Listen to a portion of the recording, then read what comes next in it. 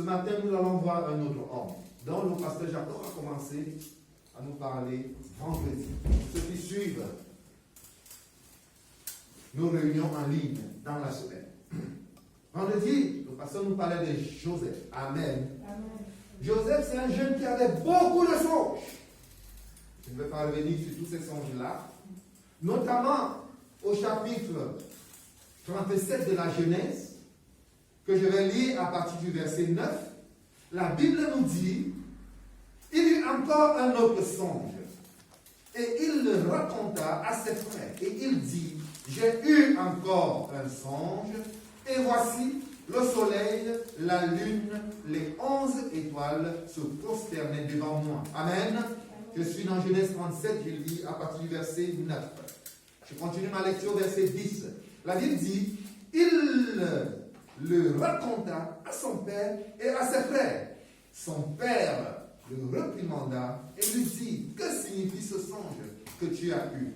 Faut-il que nous venions, moi, ta mère, tes frères, nous prosterner en terre devant toi? Ses frères eurent de l'envie contre lui, de la jalousie contre lui, mais son père garda le souvenir de ces choses dans son cœur. Amen. Alléluia. Vous savez, Joseph était très jeune et il manquait de sagesse. Alléluia. Dieu lui montrait beaucoup de choses. Dieu lui confiait beaucoup de choses. Et c'est ce rêve-ci, et qu'il racontait tout à tout le monde. Mais le jour qu'il a raconté ce rêve, même son père a sauté. Même son père a tremblé. Son père dit, mais c'est quoi ce rêve? Donc, tu veux nous dire là que la lune, le soleil se promenait devant toi et les 11 étoiles. Donc, moi, ton père, ta mère, alléluia, et tous tes frères, nous allons prosterner devant toi pour t'adorer. Amen. Amen. Oui. Vous savez, la réaction de Jacob n'est pas mauvaise. Les enfants juifs n'étaient pas élevés comme les enfants d'aujourd'hui, à l'époque. Amen. Il y avait un grand respect pour le patriarche, pour l'aîné, le chef de famille, depuis le père jusqu'au premier fils, ainsi de suite, ainsi de suite. Et Joseph ressemblait beaucoup à son père. C'est pourquoi, d'ailleurs, son père l'aimait beaucoup à cause de ça. Qu'est-ce qui s'est passé? Il s'est passé qu'il y avait une différence entre les deux. D'abord, premièrement, Jacob était très sage. Jacob ne racontait pas ses rêves à personne. Est-ce que vous me suivez? Jacob ne racontait ses rêves à personne. À personne. Quand je dis personne, il y a quand même quelqu'un à qui on doit se confier. Amen. Jacob se confiait beaucoup à sa mère.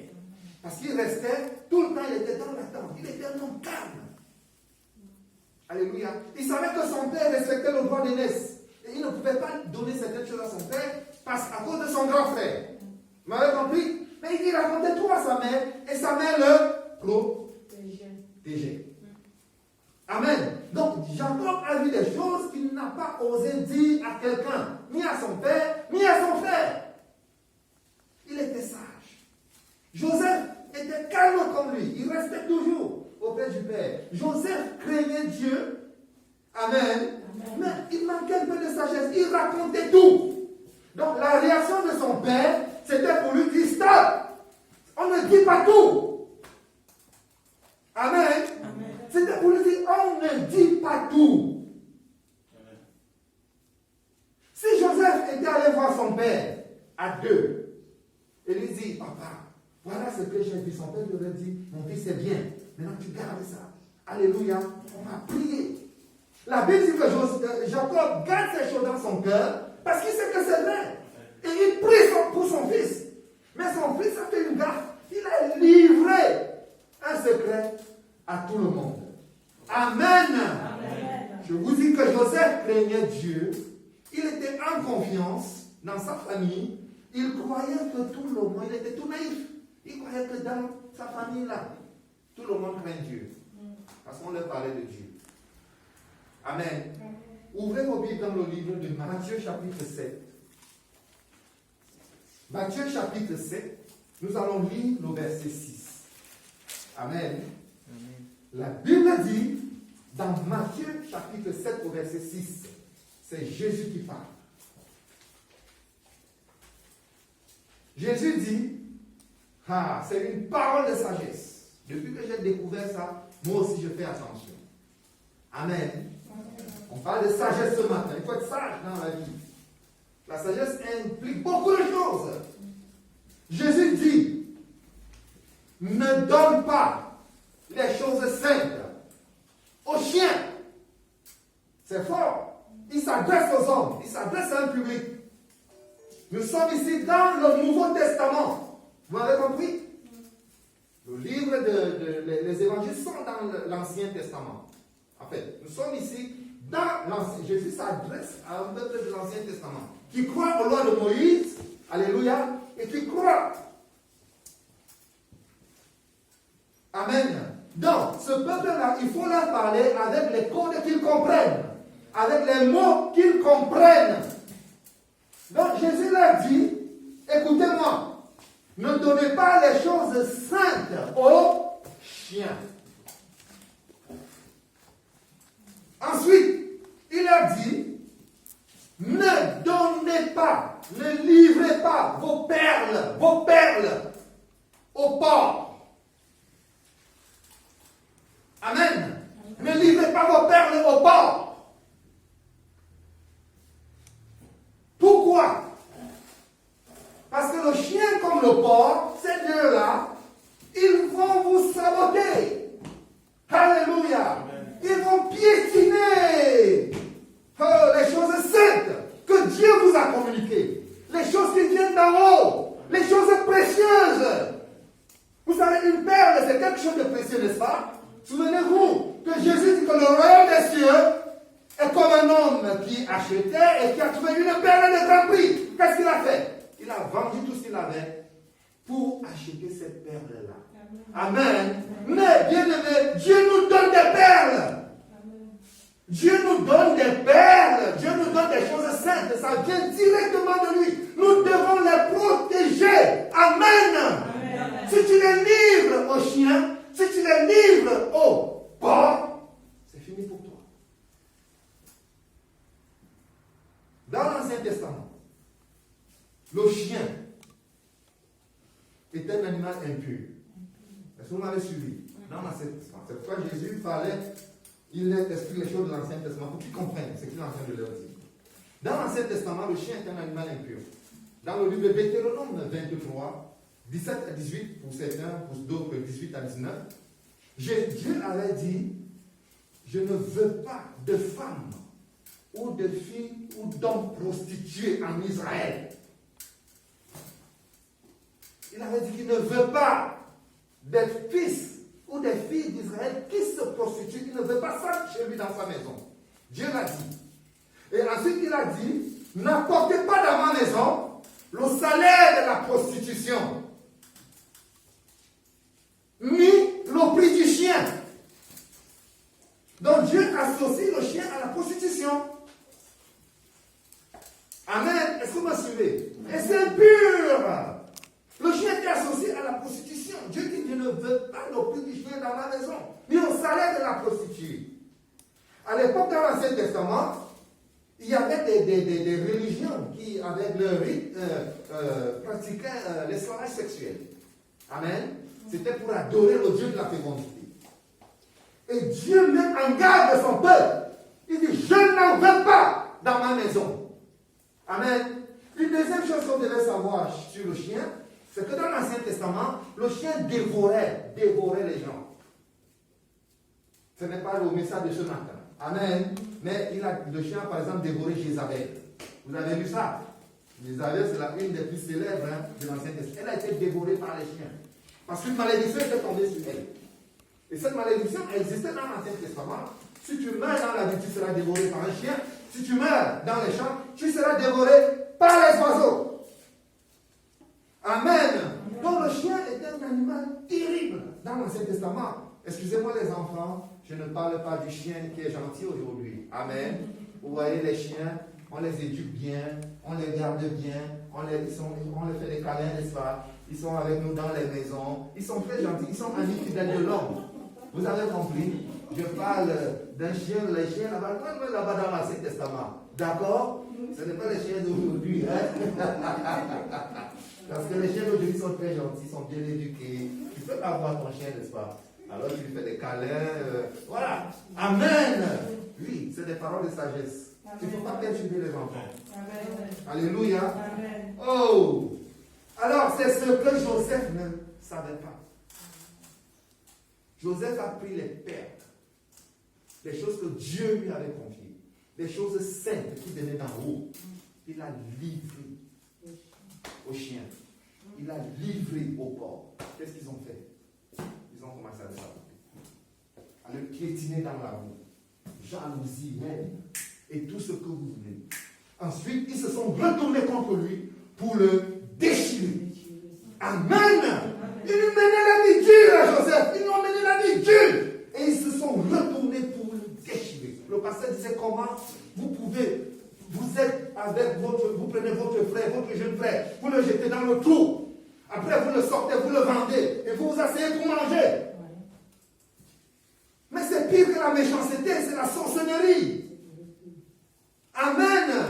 Mais aujourd'hui dans l'église, parce que Jésus s'adresse à un peuple de l'Ancien Testament, mais Paul, dans Philippiens 3:2, il s'adresse à nous, l'église d'aujourd'hui. Qu'est-ce que Paul nous dit? Paul dit dans Philippiens 3:2, méfiez-vous des chiens. Amen. Méfiez-vous des chiens. Méfiez-vous des faux ouvriers. Méfiez-vous des faux circoncis. Amen. Ils sont dans l'église.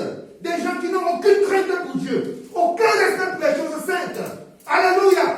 Si tu t'amuses à livrer tes perles et les choses saintes que Dieu te donne à ces personnes-là, c'est terminé pour toi.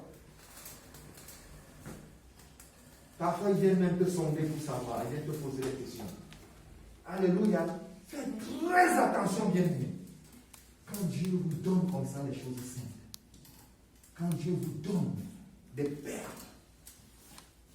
c'est pour votre avenir. Amen. C'est pour votre bénédiction. Amen. Mais ne soyez pas naïfs. Ils sont là des hommes impurs dans les églises, des inconvertis, les incirconcis, qui n'ont aucune crainte pour les choses de Dieu, qui ne vont pas prier pour vous soutenir, pour que l'œuvre de Dieu s'accomplisse. Ils vont vous combattre, ils vont vous salir, ils vont vous accuser des abominations, des choses terribles, pour vous fouler aux pieds, ils vont vous mépriser.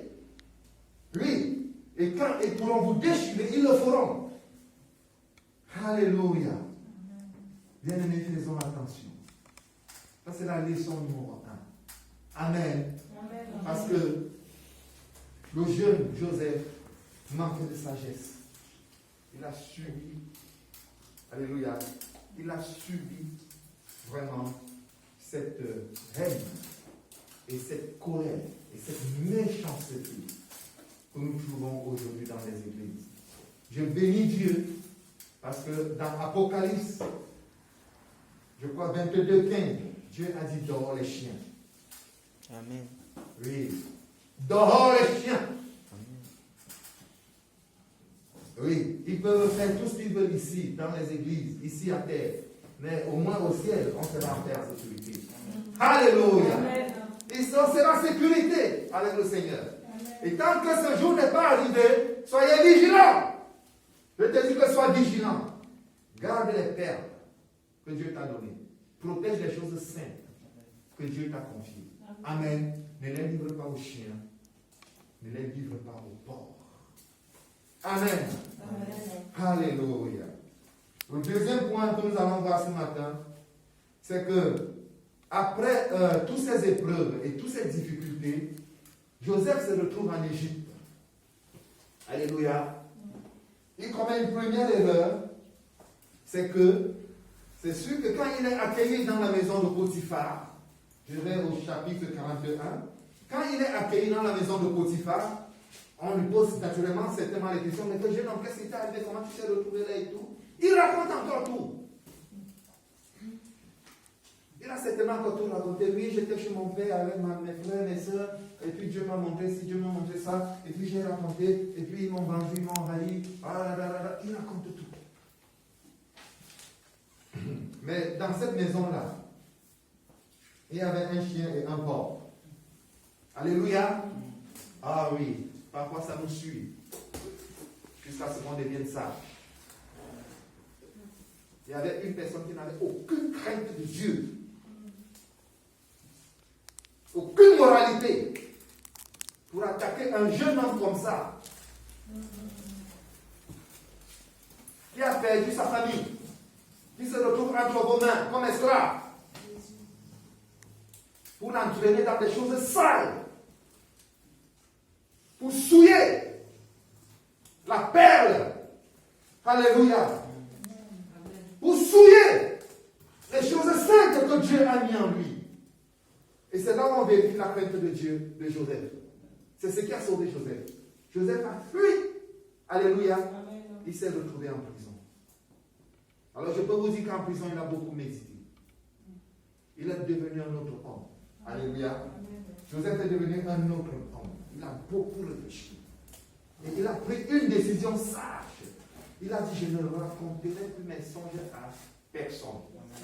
Amen. Amen. Depuis la prison jusqu'à la fin de sa vie. Vous avez encore vu Joseph raconter un songe? Vous croyez qu'il n'en a pas eu? Il en a eu. Dieu parlait à Joseph. Mais Joseph a fait quoi? Il a changé de stratégie pour atteindre son but. Alléluia. Il a commencé à interpréter les songes des autres. Oh, quelle dimension! Dans la sagesse. Oui. Il a commencé à interpréter les songes des autres. Il ne parlait plus de ses songes, non. Mais les gens pouvaient venir voir Joseph et dire, mais j'ai eu tel songe. Alléluia. Joseph dit, voilà. Waouh! Quelle sagesse! Quelle sagesse! Amen. Quelle intelligence! Quelle connaissance! Alléluia! Oh! Il est devenu un conseiller redoutable, Joseph. Il avait le discernement. Il avait la force. La crainte de Dieu. Il a interprété des songes, on l'a oublié. On l'a oublié. Il est resté là, peut-être déçu, mais on l'a oublié. Mais un jour, l'affaire est arrivée dans les oreilles de Pharaon. Parce que Joseph est en train de monter en puissance.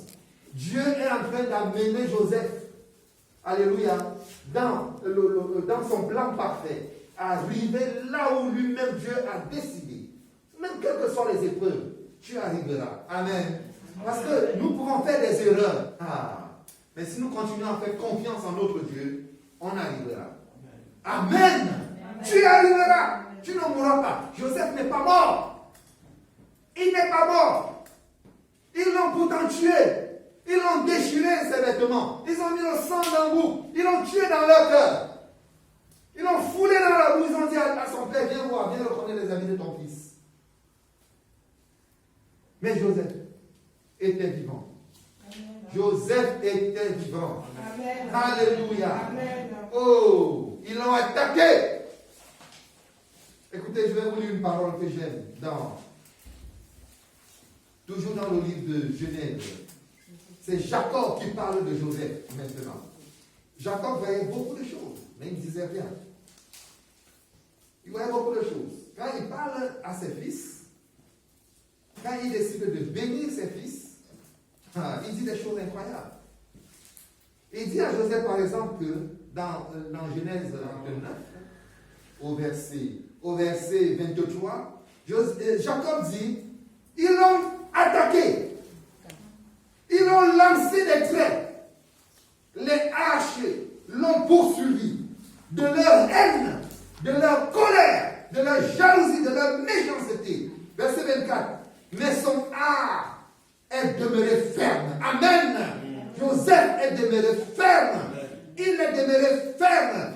Et ses mains ont été fortifiées par les mains du Tout-Puissant. Alléluia. Et Jacob ajoute son nom. Il dit, ses mains ont été fortifiées par les mains du Tout-Puissant, le Dieu de Jacob. Alléluia. Il est ainsi devenu le berger et le rocher d'Israël. Amen. Jacob soutenait son fils. Il voyait comment les haches le suivaient, les flèches de l'ennemi, des méchants. Il voyait tout. Il ne disait rien. Parce que ces fils-là n'avaient pas tellement la crainte de Dieu qu'ils pouvaient s'attaquer à leur père. Amen. Oui, il ne disait rien. Et il voyait comment les flèches suivaient son fils. Il pleurait. Quand il s'est séparé de son fils en Égypte, il pleurait, mais il priait, il soutenait. Et son Dieu, alléluia, amen. Son Dieu était avec Joseph. Amen. Son Dieu était avec Joseph. Amen. La Bible nous dit qu'un jour, au verset 41, l'histoire des rêves arrive aux oreilles de Pharaon. Parce que Pharaon, il fait un rêve. Aucun sage n'a pu lui donner la signification de son rêve. L'Égypte, il y avait beaucoup de sages. Ils sont très intelligents. Nous l'avons vu, n'est-ce pas? Mais aucun n'a pu donner à Pharaon la signification de son rêve. Alors, on appelle Joseph. Oh, Joseph a changé de vêtements, il est arrivé. Joseph savait que son jour de gloire est arrivé. Alléluia. Son jour de gloire était arrivé. Il y a un jour de gloire pour toi. Dis Amen. Amen. Oh, ce jour-là, change de vêtements. Amen. Si tu ne changes pas de vêtements, Dieu lui-même va te changer tes vêtements. Amen. Oh, oui, le jour de gloire était arrivé. Ce jeune homme s'est présenté devant Pharaon, sans trembler. Alors, Pharaon lui dit, j'ai fait un songe. Deux autres, il y a sept vaches belles comme ça qui ont apparu. Après, il y a eu 7 autres vaches très laides, très nettes qui ont apparu. Ils ont avalé les vaches belles. Amen. Deuxième songe que j'ai vu des épis, 7 épis comme ça, qui étaient belles, vraiment. Et puis il y a eu 7 autres épis très minces, des laides qui ont apparu. Ils ont avalé les épis grasses et belles. Alors, je suis troublé dans mon esprit, je ne comprends pas ce qui se passe. Joseph dit à Salomon, Dieu, les deux rêves, d'abord c'est la même chose. Les gens vont certainement se regarder. Il dit en plus, Dieu t'a montré ce qui va se passer. Ah bon? Dieu parle aussi à Pharaon. Bien, mais il faut qu'on fasse attention. Dieu peut parler à Pharaon. Tu vas rester là et dire, Pharaon, c'est le diable. Et tu passes à côté de la bénédiction. Oui. Reste là et dis que Pharaon, c'est le diable. Tu ne sais pas que Dieu fait utiliser Pharaon pour te bénir.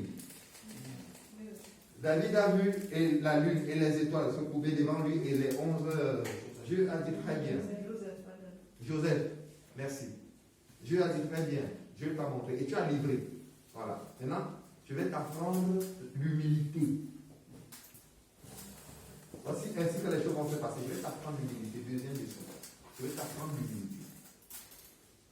La Bible nous dit donc, au verset 37, à partir du verset 37 de Genèse 41,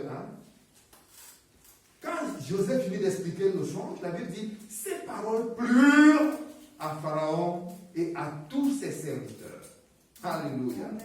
Et Pharaon dit à ses serviteurs, trouverions-nous un homme comme celui-ci, ayant en lui l'Esprit de Dieu? Oh! Amen. Pharaon témoigne, parce que Joseph lui dit à la fin, que trouve un homme. Il dit à Pharaon, trouve un homme.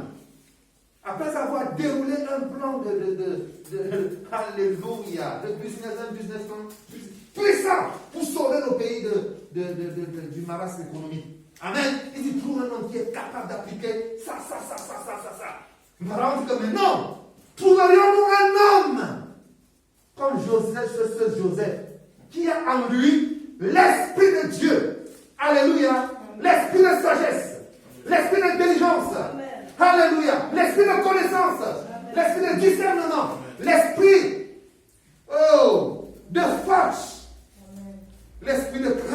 l'Éternel, trouverons-nous un homme comme lui?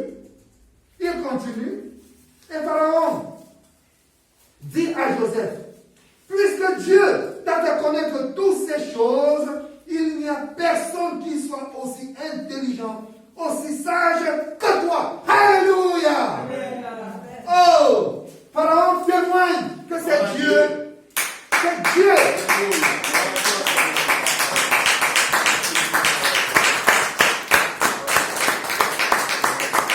Alléluia. Oui, nous pouvons acclamer la parole de Dieu. Amen. Elle est puissante. Pharaon témoigne que c'est Dieu qui a révélé les choses à Joseph. Pharaon qui est le diable, n'est-ce pas? Subitement, il comprend que Dieu peut révéler à quelqu'un des choses au-dessus. Amen. Et il n'y a personne qui peut être comme cette personne-là. Ah, ça parle. La Bible nous dit, même Pharaon est devenu sage. Au lieu de combattre le plan de Dieu, comme ses propres frères l'ont fait à Joseph, non, il discerne. Quand Dieu décide de te bénir, mon ami, le jour que Dieu va décider de t'élever, tu vas voir. Peut-être ça ne devrait pas de là où tu penses. Il dit à Joseph, puisque Dieu t'a fait connaître toutes ces choses, il n'y a personne qui soit aussi intelligent et aussi sage que toi. Ah là là là là. Oh, verset 40. Je t'établis sur ma maison et tout mon peuple obéira à tes ordres. Le trône seul m'élèvera au-dessus de toi. Pharaon dit à Joseph, vois, je te donne le commandement de tout le pays d'Égypte. Pharaon ôta son anneau de la main et le mit à la main de Joseph. Il le revêtit d'habits de fin lin et lui mit un collier d'or au cou. Alléluia. Il le fit monter sur le char qui suivait le sien et l'on criait devant lui à genoux. C'est ainsi que Pharaon lui donna le commandement de tout le pays d'Égypte. Il dit encore à Joseph, je suis Pharaon, et sans toi, personne ne peut lever la main, ni le pied, dans tout le pays d'Égypte. Amen. Je suis Pharaon. Mais toi, Joseph, ici en Égypte, personne ne peut lever la main, ni le pied, si tu n'as pas donné ton ordre. Ah là là là là là là. Je te donne le commandement de l'Égypte. Il n'y aura que le trône. Il n'y a que le trône qui va me séparer de toi. Oui, il n'y a que le trône. Bien-aimé, j'ai trouvé une parole dans Ecclésiaste, une parole de sagesse. Dans Ecclésiaste, chapitre 5 au verset 7. Ecclésiaste, chapitre 5 au verset 7. La Bible dit, si tu trouves un homme élevé, dans Ecclésiaste 5, 7, si tu trouves un homme élevé, sache qu'au-dessus de lui, amen, il y a un homme encore plus élevé que lui. Et au-dessus des deux, alléluia, il y a un autre encore plus élevé que les deux. Vous avez lu ça? Ah. Si tu vois un homme qui est élevé, au-dessus de lui, il y a un homme encore plus élevé. Et au-dessus des deux, il y a encore un homme plus élevé que les deux. Pourquoi Dieu a fait les choses ainsi? Vous savez, l'orgueil guette les hommes élevés. Que Dieu nous garde. Quand tu es élevé, l'orgueil vient tout de suite attaquer. C'est pourquoi Paul dit dans 1 Timothée 3,6 que ne donnez pas un certain degré de responsabilité aux jeunes. Vous avez compris? Parce qu'ils peuvent être attaqués par l'orgueil. Ils peuvent être attaqués par l'orgueil. Mais il n'y a pas que les jeunes, croyez-moi. Il y a des gens, j'ai vu des gens âgés, plus de 50 ans. Les responsabilités leur montent sur la tête. Ils commencent à faire n'importe quoi. Amen. Dès que t'affranchis de tout le monde. Tu dis, moi je fais des choses comme je veux, je suis le chef de moi-même. Tu es bien parti pour faire des bêtises. Dès que tu penses que tu n'as des comptes à rendre à personne, tu es bien parti pour faire des bêtises. Amen. Dans ce verset-là, il nous indique qu'un tel roi, il va mater le peuple. Il va faire que le désordre, il va que le désordre, il fera n'importe quoi. Mais Dieu a protégé Joseph. Amen. Alléluia. Amen. Il a dit à Joseph, écoute, je t'avais promis les étoiles comme ça là, vont t'adorer, la lune, le soleil, tout vont se soumettre à toi. Mais pour te protéger de l'orgueil, Dieu a mis un homme plus élevé que lui. Oh, acclamons la parole de Dieu.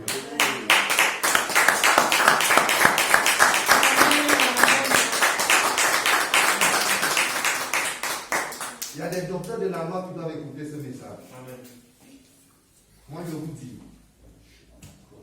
Amen. Dieu a mis au-dessus de Joseph un homme plus élevé que lui pour le protéger de l'orgueil.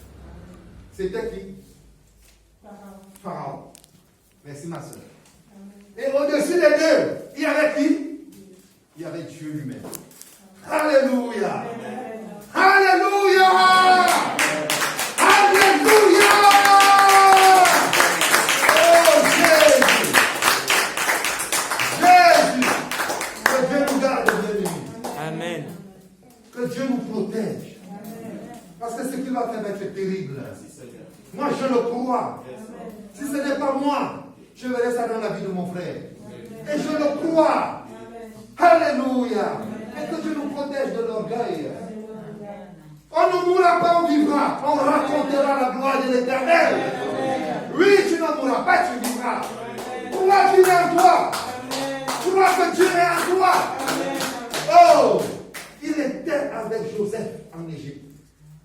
Son père Jacob était derrière, dans la prière. Un homme d'autorité. Vous savez, il faut toujours avoir quelqu'un qui te soutient dans la prière. C'est pourquoi il faut avoir quelqu'un avec qui tu peux parler. Frère, est-ce qu'il te donne aussi son avis? Amen. Si tu dis, je m'en fous, tu es mort. Il faut voir avec quelqu'un avec qui tu peux demander conseil. Vous m'avez compris? Tu es chef de toi-même, tu es chef de tout. Tant pis pour toi. Tant pis pour toi. Il faut, quel que soit ton degré de responsabilité, il faut quelqu'un, au moins un ou deux. Amen. Amen. Tu estimes que voici des gens qui prient pour moi, qui peuvent me protéger et avec qui je peux écouter, je peux converser, discuter de tout. Alléluia. Amen. Joseph avait son père. Vous savez ce qui me touche dans la vie de Jacob? C'est que malgré que son fils a été élevé, vous savez, Joseph comme Salomon, ils viennent de familles de bergers. C'est les mêmes gens. Ils n'ont pas appris les mathématiques. C'est des bergers. Ils ont appris à élever les chèvres. Mais Dieu vient comme ça en Égypte. Fiou! Il le met devant tous les sages. Pharaon lui dit, il n'y a que moi qui ai au-dessus de ton trône. Alléluia. Oui. Il y a Dieu peut le faire. Vous avez compris? Dieu peut le faire. Alléluia. Quand Jacob arrive en Égypte, il ne vient pas envier son fils. Oh la Koraba. Il y a des pères qui manquent de sagesse. Il ne vient pas envier son fils. Il ne vient pas convoiter son fils. Alléluia. Avant que Jacob n'arrive, qui est arrivé en Égypte? Ce sont ses fils, n'est-ce pas? C'est les frères de Joseph. Qu'est-ce qui s'est passé? Ils l'ont adoré combien de fois? Plusieurs fois. Plusieurs fois, ils l'ont adoré. Ouais. Il fallait qu'ils l'adorent. Qu'ils péchissent les genoux là. Merci Seigneur. Bien bon. Plusieurs fois, ils ont fait ça. Ils se sont retirés devant lui. Ils ont fait ça. Mais quand Jacob est arrivé, Jacob gardait les choses dans son cœur. Il priait pour son fils. Quand il a vu son fils, il était fier, il était content. Amen. Amen. Quand Jacob est arrivé devant Pharaon, il a marqué l'autorité de Dieu. Alléluia. Il a béni Pharaon 2 fois. Dans l'Ancien Testament, c'est le supérieur qui bénit l'inférieur. Alléluia. Donc au-dessus de Dieu, de Pharaon, il y avait qui? Il y avait Dieu. Et Jacob l'a fait. Il est venu, tu as béni mon frère. Oui, tu es supérieur à lui. Maintenant, moi, je te bénis. Parce que Jacob vient de la paralysie. 2 fois, il a béni Pharaon. Ce n'est pas fini. Ce n'était pas fini. Quand il a vu son fils, il n'a pas dit, toi, Dieu t'a béni, Dieu t'a tout donné. Vraiment, non, non, non. Écoutez, il dit à son fils, je te donne plus qu'à tes frères. Vous m'avez compris? Je te donne. Il bénit son fils, il dit, je te donne plus qu'à tes frères. Une part des richesses que j'ai arrachées aux Amoréens avec mon épée et mon arc. Amen. Ce n'était pas à Joseph de bénir Jacob. Jacob est resté digne jusqu'au bout. Joseph a pourtant vu son père adorer, n'est-ce pas? L'humilité. Jacob est arrivé, c'est quoi Jacob avait dit, on ne dit pas tout. Quand tu dis tout, fais attention. C'était lui le père. Alléluia. Joseph avait besoin de sa bénédiction. Il fallait qu'il la lui donne. Et il a donné. Oh bien-aimé.